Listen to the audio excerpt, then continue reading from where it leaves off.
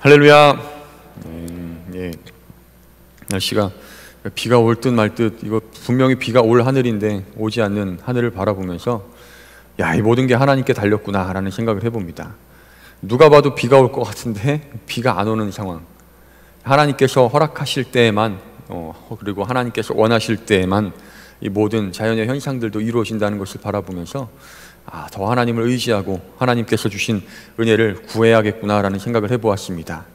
여러분들 마음 가운데 하나님을 향한 그 마음이 더욱더 확신을 가지고 바라보며 그리고 의지하며 나아가시는 귀한 주님의 백성들이 되시기를 바라겠습니다. 어느 단체에서 요즘 그리스도인들에 대하여서, 그리스도인들의 신앙 정신에 대해서 한번 조사를 해본 통계 조사가 있습니다. 코로나 이전과 코로나 이후에 어떤 그런 그리스도인의 마음가짐을 살펴보았는데, 그 중에 한 가지가 본인의 청소년들을 대상으로 조사를 했습니다. 크리스천 청소년들을 대상으로 여러분들의 신앙에서 가장 영향을 주는 사람이 누구입니까? 라고 조사를 했는데 1등이 누구일까요? 여러분들이 다 예측하고 계신 어머니예요. 54%, 조사한 인원의 54%가 어머니에게 신앙에 가장 큰 영향을 받는다라고 대답을 했다고 합니다. 그럼 2등은 누구일까요? 여러분들이 예측한 그 아버지입니다. 33%가 아버지라고 답변을 했다고 합니다. 저는 그 차이가 아무래도 교회 다니는 어머니가 더 많아서라고 생각을 해요. 만약에 모든 부모님들이 다 똑같이 교회 다닌다 그러면 어머니나 아버지나 비슷했을 것입니다. 그럼 3위가 누구일까요? 아주 근소한 차이로 목회자라고 합니다. 25%가 목회자라고 대답을 했는데, 코로나 이전에는 2등과 3위가 순서가 바뀌었어요. 코로나 이전에는 아버지보다 목회자가 더 신앙에 영향을 준다라고 대답을 했고요. 코로나가 시작되니까 이제 교회 잘 못 가고 집에서, 가정에서 예배드리고 부모님과 함께하는 시간이 많다 보니까 신앙적 영향을 목회자보다 아버지가 더 많이 준다라고 대답을 했습니다. 정말 중요한 시사점이라고 할 수 있습니다. 우리 자녀들이 우리의 모습, 부모님의 모습을 보고 신앙생활의 모습을 배우고요, 우리 자녀들이 부모님의 모습을 통하여서 하나님을 본다는 거예요. 며칠 전에 제가 자녀들을 크게 나무란 적이 있습니다. 굉장히 크게 혼냈어요. 아마 위층에 계신 부목사님, 옆집에 계신 부목사님이 좀 듣지 않았을까 살짝 걱정이 되는데, 큰 소리로 혼내주면서 퍼뜩 다 혼낸 다음에, 막 쏟을 거 다 쏟아낸 다음에, 그 다음에 갑자기 생각이 드는 거예요. 불사, 내가 실수했구나. 이거, 그러면서 또 드는 생각이 무엇이냐면, 이 아이들이 목사의 아들이긴 하지만 이 아이들이 목사인 나를 보면서 하나님을 볼 수 있을까? 내가 목사이긴 하지만 이 아이들이 나를 보면서 하나님께서 살아계시는구나 라는 것을 느낄 수 있을까라는 생각을 해보았습니다. 그러면서 점점 더 내가 교회에서만 거룩한 척할 게 아니라 집에서도, 어디 놀러 나가서도, 휴가 가서도, 식당에 가서도, 운전을 하면서도 항상 거룩한 모습을 이렇게 보여줄 수 있도록 노력해야겠구나라는 생각을 하면서 자기 반성을 했습니다. CBS TV에서 새롭게 하셔서라는 프로그램이 있어요. 여러분 기독교 방송 자주 보시는 분들은 보셨을 것입니다. 그 방송들은 목사님들, 선교사님들, 전도사님들 혹은 평신도 사역자들, 여러 부류의 사람들이 나와서 간증하는 프로그램인데요, 최근에 어떤 선교사님 한 분이 나와서 간증을 하시는 것을 들었어요. 이분이 굉장히 오지를 다니는 선교사님이라고 합니다. 그러니까 가까운데, 쉬운 데 가는 게 아니라 이미 선교사님이 있는 데는 들어가지 않고요, 선교사님이 없는 곳, 그리고 교회가 세워지지 않은 곳, 그리고 아직 복음이 전해지지 않은 미전도 종족들을 향하여서 들어가는 분이래요. 그러다 보니까 조금 오지로 들어갑니다. 한 번에 직항 비행기를 타고 갈 수 없는, 탔다가 또 차 타고 몇 시간 타고 들어가야 되는, 전기도 없고 수도도 없고 그럴 듯한 여러 가지 건물도 없는 그런 지역으로 들어가는 선교사님인데, 이분이 이렇게 선교를 떠날 때마다 아이들에게 이렇게 인사를 한다고 합니다. 엄마가 혹시나 이번에 가서 못 돌아오게 되면 우리 꼭 천국에서 만나자, 이렇게 인사를 한대요. 그 얘기를 듣고 저 눈물을 쏟았어요. 어떻게 저런 분이 있을까? 어떻게 저렇게까지 할 수 있을까라는 생각을 해보았습니다. 근데 더 기가 막힌 건 뭐냐면 그 자녀의 대답입니다.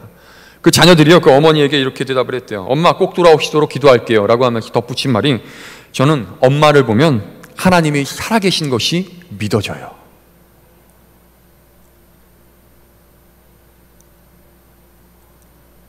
굉장히 부러웠습니다. 저는 엄마를 보면 하나님이 살아계신 것이 믿어져요. 이것만큼 영광스러운 이야기가 어디 있을까? 그리스도인으로서, 저는 목사죠. 목사로서 제 아들 둘이 있어요. 아들 둘이 있는데 그 아이들이 저는 아빠를 보면 하나님께서 살아계신 것이 믿어져요. 평생 소원입니다. 여러분들도 그런 소원을 두고 기도하시고 또 그렇게 살아가시기를 바라겠습니다. 여러분들도 그런 소원을 두고 그 소원을 이루시기 위하여 살아가시기 바랍니다. 언젠가 여러분들의 자녀들이요, 어머니, 아버지, 아직 자녀들이 없는 청년들도 나중에 친구들이라도 해도, 친구야, 널 보니까, 어머니를 보니까, 아버지를 보니까 하나님께서 살아 역사하시는 것이 믿어집니다 라는 고백이 나오게 되시기를 바라겠습니다. 오늘 말씀은요, 사도 바울이 빌립보 교인을 향한 편지입니다.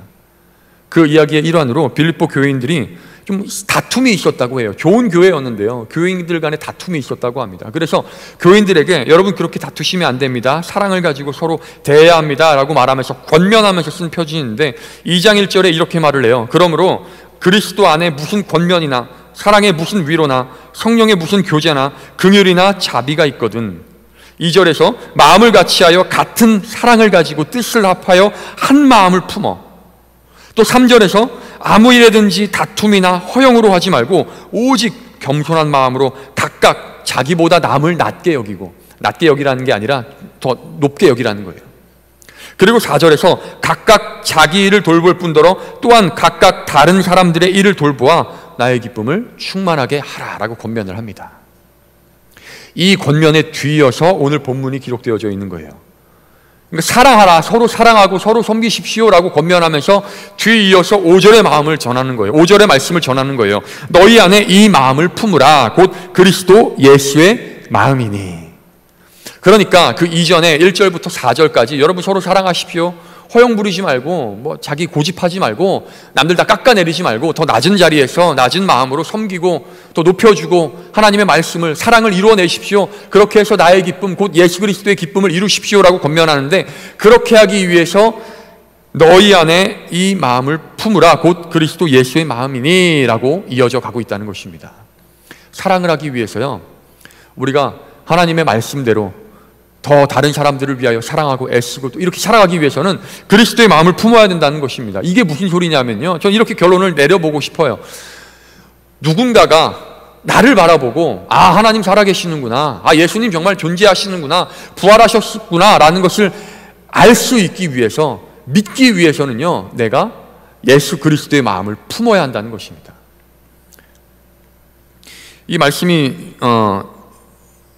이 말씀을 원어로 보니까요, 이 말씀이 좀 다르더라고요.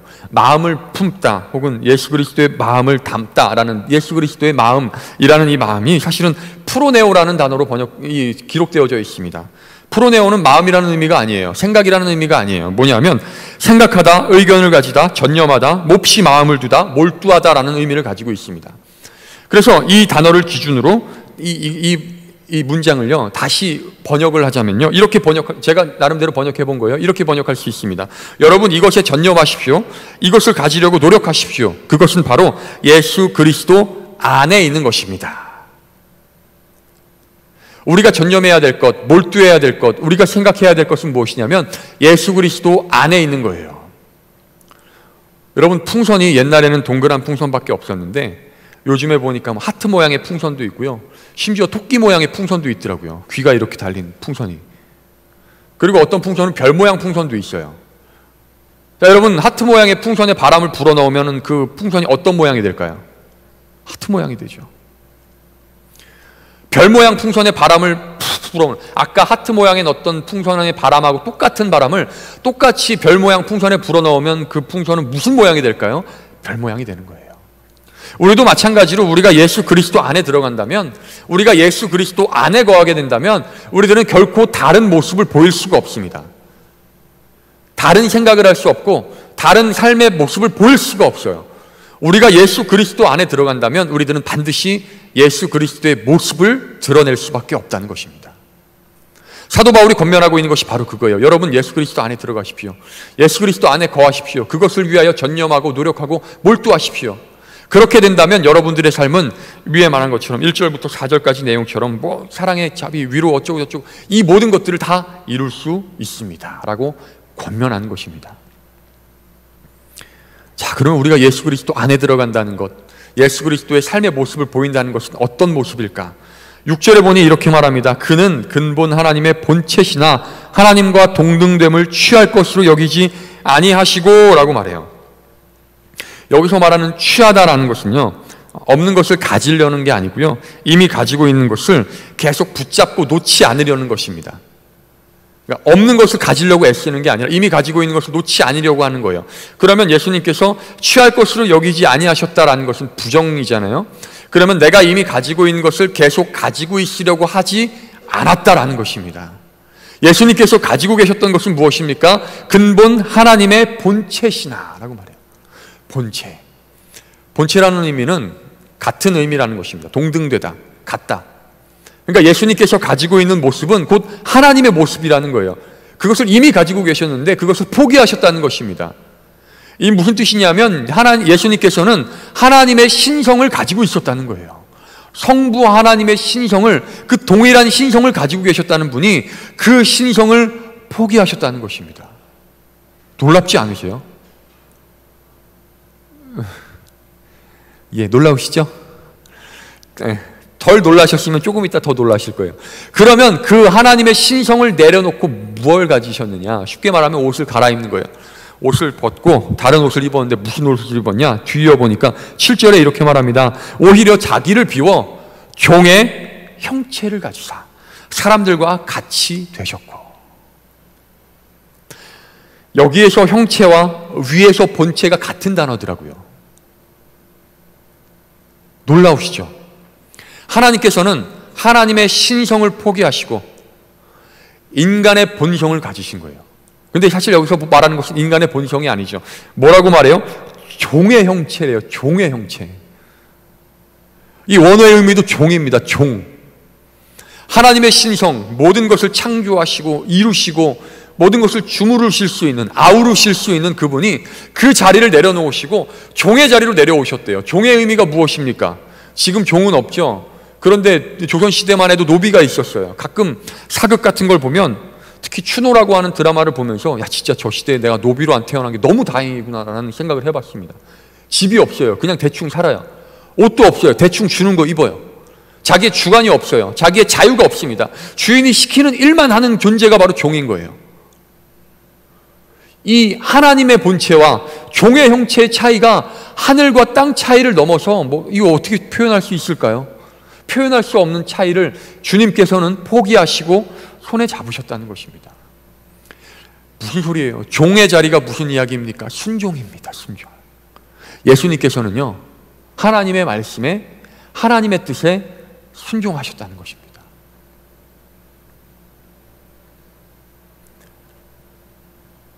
저는 참 순종하는 게 어려운 것 같아요. 참 어려워요. 너무 어렵더라고요. 이 가끔 가다 보면 제 상식으로 이해가 되는 걸 순종하기 쉬워요. 목사님께서도 여기 말씀을 하셔요. 장 목사님 이렇게 저렇게 저렇게 해주세요. 이러면 제가 이해가 가는 거면 예 알겠습니다 라고 해요. 죄송합니다 목사님. 가끔 이해가 안 갈 때가 있잖아요. 그죠? 사람인데. 그죠? 이해가 안 갈 때 있으면 하긴 하는데 힘들더라고요. 죄송합니다 목사님. 그죠? 여러분은 어떠세요? 여러분 살아가시면서 그런 경험하셨죠? 살아가면서 이해가 가고 받아들여지고 납득이 되는 건 하기 쉬워요. 근데 납득이 안 돼. 이해가 안 돼. 내가 도대체 이걸 왜 해야 되는지 모르겠어. 그리고 이걸 왜 이렇게 해야 되는지 모르겠어. 이러면 이거 하기 어려운 거예요. 군대에서 경험 많이 했습니다. 이거 해 이러는데 이걸 왜 이렇게 하지? 이런 생각이 들어요. 근데 해야 돼. 여러분 종의 형체는요 순종하는 자리입니다. 그게 이해가 가든 이해가 가지 않든 순종하는 거예요. 예수님께서는요 그 신적 자리, 그 신성을 포기하시고 종의 형체를 입으셨어요. 그래서 그 종이 해야 되는 본성을 그대로 가지고 하나님께서 하시는 말씀을 순종하셨다는 것입니다. 그러면 우리가 예수 그리스도의 옷을 입는다, 예수 그리스도 안에 들어간다는 것은 또 무슨 의미입니까? 예수님께서 보여주셨던 순종의 모습을 우리가 보여주어야 한다는 거예요. 여러분 하고 싶은 신앙생활만 하면 여러분들의 자녀들이 어머니 보니까, 아버지 보니까 역시 하나님 살아 역사하시네요. 이거 느낄 수가 없다는 것입니다. 제가 목사로서 쉬운 일만 하고 할 수 있는 일만 한다면 제 아들들이요 저를 보고요, 아버지를 보니까 하나님 살아계시네요. 아빠 진짜 목사 같아요. 이런 말을 안 한다는 거예요. 8절에 이렇게 이 내용의 결론을 내려요. 사람의 모양으로 나타나사 자기를 낮추시고 죽기까지 복종하셨으니 곧 십자가에 죽으심이라. 복음서에 예수님께서 제자들에게 이렇게 말씀하셨습니다. 나를 따라오려거든 자기를 부인하고 자기의 십자가를 지고 따라올 것이니라.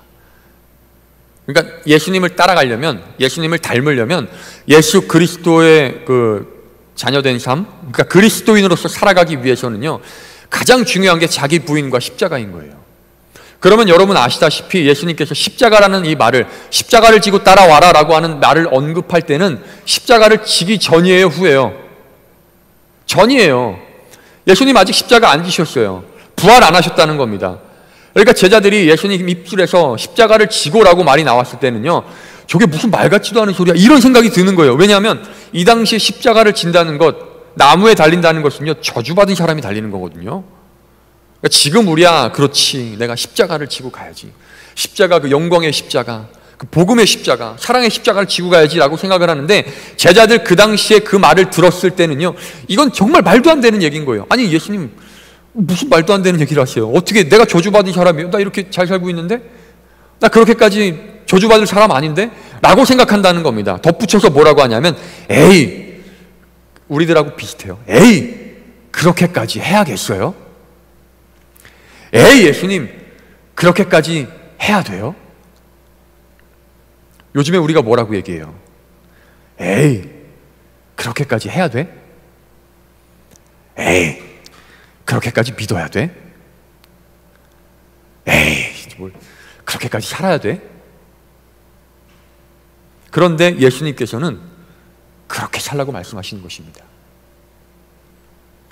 그리고 사도 바울은요, 예수님께서 하신 그 삶과 말씀과 그 부활하심과 죽으심과 이 모든 것을 통틀어서 그렇게 따라가야 한다라고 권면을 하는 거예요. 죽기까지 복종하셨으니 곧 십자가에 죽으심이라. 예수님께서는요, 종의 형체를 입으시고 하나님 아버지의 말씀에 순종하셨습니다. 적당히, 그럴듯하게, 그런 것처럼 납득이 되는 것, 이해되는 것, 내가 할 수 있는 것만 순종하신 것이 아니라 정말 인간의 상식으로는 말도 안 되는 것, 인간의 상식으로는 이해할 수 없는 그 일까지도 순종하셨다는 것입니다. 우리가 예수 그리스도 안에 들어간다는 것은요, 바로 그 순종의 모습을 입는다는 거예요. 그리고 한편으로 우리가 그렇게까지 순종해야만 우리의 자녀들이, 우리의 이웃들이, 우리의 배우자가, 우리의 친구들이, 우리를 바라보는 많은 사람들이 그 모습을 통하여 하나님의 살아 역사하심을 볼 수 있게 된다는 것입니다. 이 아내랑 지난번에 얘기를 나누는데 어떤 설교를 들었대요. 어떤 목사님께서 설교를 하시는 거를 어쩌다 들었대요. 그냥 집에서 틀어놓고 있으니까. 항상 뭐 기독교 방송 틀어놓고 있으니까. 항상 뭐 찬양 듣고 말씀 듣고 있으니까.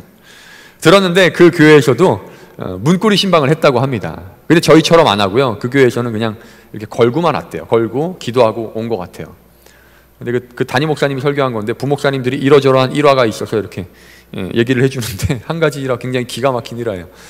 뭐냐면 어떤 목사님이 다른 날과 마찬가지로 이렇게 가지고 가서 문에 걸고 기도를 하고 있었대요. 그런데 누군가가 와서 자기를 붙잡더라는 거예요. 뭐야, 왜요? 이랬더니 얼굴이, 그분의 이제 외양이 너무 목사님 같이 안 생기셔가지고요, 웬 이상한 사람이 남의 집 앞에 와가지고 뭘 걸고 뭐 이상한 짓을 하나, 이렇게 경찰에 신고를 했다는 거예요. 그 이야기를 하시면서, 야, 이분은 내가 봐도 정말 아니게 생겼습니다, 이렇게 얘기를 하시는데, 그런 얘기를 들었습니다. 그러면서 야, 사람들이 내 모습을 보면 어떤 생각을 할까? 혹시나 내가 문고리 신방 가서 집에 안 계셔가지고 문에 걸고 잠깐 기도하면 신고하지 않을까라는 생각을 해보았습니다. 며칠 전에 또 빵집을 가니까요, 그 사장님이 저희 아내랑 좀 알더라고요. 자주 갔나 봐요, 빵집에.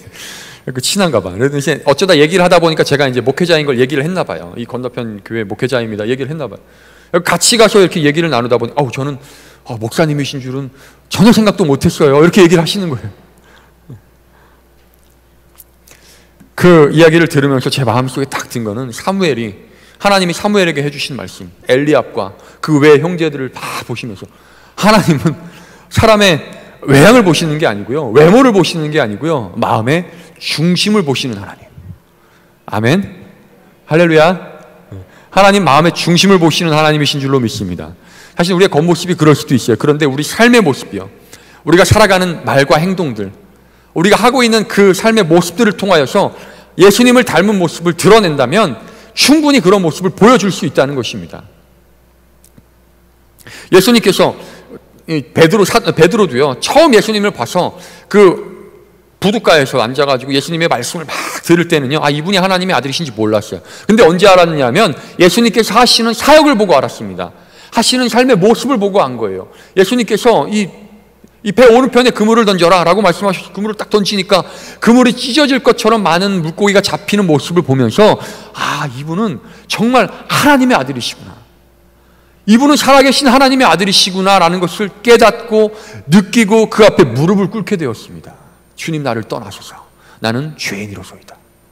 뿐만 아닙니다. 여러분, 삭개오가 예수님을 처음 봤을 때는 뭐라고 생각했을까요? 저렇게 생겼구나, 그렇게 유명하시던 분이더니 이렇게 좀 키가 좀 별로 안 크, 이런 생각했을 수도 있어요. 피부가 별로 안 좋은데 이렇게 생각했을 수도 있어요. 그런데 그 예수님이 삭개오의 이름을 불러주고 내가 오늘 너의 집에 거하겠노라 말씀하시고 또 그와 함께 하실 때 예수님의 말씀과 예수님의 하는 행동과 자기를 대하는 예수님의 모습을 보니까 하나님의 아들이구나 라는 것을 깨닫게 되었다는 것입니다. 여러분들도 마찬가지예요. 우리들도 마찬가지예요. 여러분, 우리가 아무리 정말 조용하게, 정말 거룩하게 교회 왔다가 집에 갔다가 교회 왔다가 집에 갔다가 교회 왔다가 집에 갔다가 하면 사람들이 몰라요, 저 사람이 누군지. 중요한 건 뭐냐면 우리가 말과 우리의 행동을 통하여서 예수 그리스도를 닮은 모습을 드러내야만, 사도 바울이 오늘 1절부터 4절까지 이렇게 이 권면한 것과 같이 그 안에 사랑과 권면과 위로의 말씀들을 가지고 사람들에게 다가가서 다른 사람을 나보다 낮게 여기고 그 사람들을 섬기고 그 사람들을 위로하고 그 사람들을 권면하고 그 사람들을 위하여 헌신할 때에 많은 사람들이 우리를 통하여서 하나님의 살아 역사하심을 보게 된다는 것입니다. 이것이 바로 예수 그리스도 안에 들어간 삶인 거예요. 이게 바로 예수 그리스도의 모습을 드러내는 삶입니다. 여러분들도 당장 집에 가셔서요, 조심하셔야 돼요. 무조건 예수님 믿어야 돼, 무조건 하나님 믿어야 돼, 이 말도 물론 전도가 필요합니다. 복음을 선포하는 것도 필요해요. 그런데 더 중요한 것이 무엇이냐면 예수님께서 하신 말씀과 그 살아가신 삶의 모습들을, 정말 말도 안 되는 것까지도 순종하시는 그 모습을 우리의 삶에서 보여주어야만 우리의 자녀들이 하나님의 살아 역사하심을 경험할 수 있게 된다는 것입니다. 여러분, 돌아가셔서 실천하시기 바랍니다. 할 수 있는 것만 하지 마시고요, 안 되는 것도 해보세요. 이해가 안 가는 자녀들의 모습도 이해하고 한번 받아보십시오. 정말 이해가 안 가는, 내가 받아들일 수 없는 어떤 부당한 대접을 당해도 예수 그리스도의 이름으로 참고 한번 그 가운데서 복음을 한번 선포해 보십시오. 그러면 여러분들 주변에 있는 사람들이요, 여러분들을 통하여서 하나님의 살아 역사하심을 볼 수 있게 될 것입니다. 유기성 목사님의 예수님의 사람이라고 하는 제자에 이런 예화가 담겨져 있습니다. 어떤 한 학생이에요. 여고생인데 그 부모님이 돌아가시고 고모와 살고 있었다고 해요. 그런데 안타깝게도 고모는 교회를 다니지 않고 그 조카, 그 여학생은요, 열심히 신앙생활하는 친구였습니다. 그러다 어느 날 제자 훈련을 받고 자신의 신앙이 성장하는 것을 느끼면서 이제 나 혼자 예수 믿고 구원받을 수 없다, 이 고모를 한번 전도해 봐야겠다라고 해서 고모하고 전도를 하기도 하고 교회 가자라고 이야기도 하기도 했는데 도대체가 통하지 않는데요. 오히려 교회 갔다 늦게 들어오면 뭐하다 이제 늦게 들어오냐고, 거길 뭐하러 가냐고, 밥이 나오니 떡이 나오니 이렇게 둘 다 싸움만 일어난대요.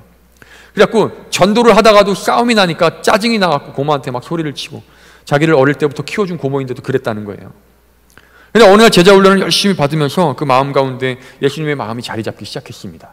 그래서 어느 날 집에 딱 늦은 시간에 집에 딱 들어왔어요. 그랬더니 아니나 다를까 고모가 문 열자마자 이놈의 집에 지금 몇 시인데 이제 들어와, 이렇게 짜증을 확 낸 거예요. 근데 그 여고생이요, 그날따라 주님의 마음이 마음에 있었던 거예요. 주님을 닮은 마음이, 그 위로가 있었던 거예요. 그래서 평소 같았으면 교회 갔다 왔다고 얘기했잖아, 공부하다 보면 늦을 수도 있지요, 짜증을 냈을 텐데 그날 이상하게 예수님의 마음이 탁 녹아져 들으면서 고모의 손을 꼭 붙잡고, 고모 왜 이렇게 늙었어, 나 어릴 때부터 키워주느라고 힘들었지, 이렇게 위로의 말을 했다는 거예요. 그러니까 그 고모의 마음에요, 한편으로 그런 마음이 있었던 거죠. 내가 이놈의 자식 어릴 때부터 내 결혼도 안 하고 자녀도 없이요, 그냥 그 조카 하나만 키우는 그 고모, 짜증이 나잖아요. 솔직히 내 새끼도 아닌데. 그런 마음이 없지 않아 있었나 봅니다. 그래갖고 그런 마음 때문에 자꾸 다툼이 일어났는데, 얘가 이런 말을 하니까 갑자기 그동안 힘들었던 시간들과 서름들과 아픔들, 얘기하지 못했던 그 응어리진 그 마음들이 싹 풀어지면서 갑자기 눈물이 폭포수처럼 쏟아지면서 그 둘이서 붙잡고 앉아 엉엉 울었대요. 그래서 무슨 일이 일어났냐면, 그 다음부터 그 마음이 풀어져서 조카를 따라서 교회에 출석하고 예수님을 믿고 또 구원을 받는 삶을 살게 되었다는 이야기가 담겨져 있더라고요. 저 같았으면 아마 또 화를 냈을 것 같아요. 집에 들어와서 아내가 왜 이렇게 늦게 왔어요? 그러면, 아니 남자가 이러다가 늦을 수 있지, 교회 사역하다 보면 늦을 수도 있지 라고 큰 소리 칠 것 같아요. 그런데 이 안에 예수 그리스도의 마음을 품는다면, 우리가 예수 그리스도의 안에 들어가 예수 그리스도의 마음을 품고 예수 그리스도의 형체를 가지고 다른 사람들에게 다가간다면, 우리의 반응은, 우리의 말은, 우리의 행동은 전혀 다른 삶과 모습을 통하여서 아직 하나님을 알지 못하는 사람들에게 하나님의 살아 역사하심을 보여줄 수 있다는 것을 여러분 기억하시고, 여러분들 삶 속에서 그런 삶을 실천해 나가시길 바라겠습니다. 그래서 그 마음을 품으시고 예수 그리스도를 닮은 삶의 모습을 통하여 결국 하나님께 기쁨이 되고 하나님께 영광 돌리는 여러분들 되시기를 바라겠습니다. 마지막으로 11절 한 절만 말씀드리겠습니다. 이 모든 말씀들 다 이루고 나서 이렇게 결론을 내려요. 모든 입으로 예수 그리스도를 주라 시인하여 하나님 아버지께 영광을 돌리게 하셨느니라. 여러분들을 통하여서, 그 삶의 모습을 통하여서 예수 그리스도를 주로 시인하고 하나님 아버지께 영광 돌리는 복된 주의 백성들의 삶이 되시기를 바라겠습니다. 기도하겠습니다.